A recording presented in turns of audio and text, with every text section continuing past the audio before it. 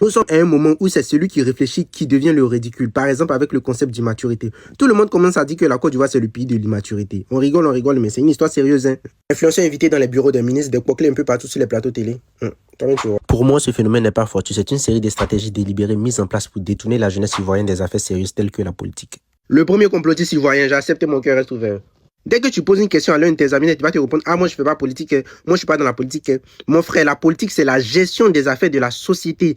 Et dans une telle situation, c'est la caste dirigeante qu'aux anges. Car il n'y a rien de plus dangereux pour un pouvoir qu'une jeunesse un peu trop politisée. On a déjà eu des exemples en Côte d'Ivoire. Le premier maillon de cette stratégie, c'est les médias. Ils jouent un rôle central dans le processus de distraction de la jeunesse. En contrôlant l'information, l'État peut orienter l'opinion publique. Sous le haut patronage TV, on connaît. Ils diffusent souvent des contenus de divertissement superficiel, des actualités sensationnelles ou des informations tronquées qui ne laissent pas place à l'analyse critique.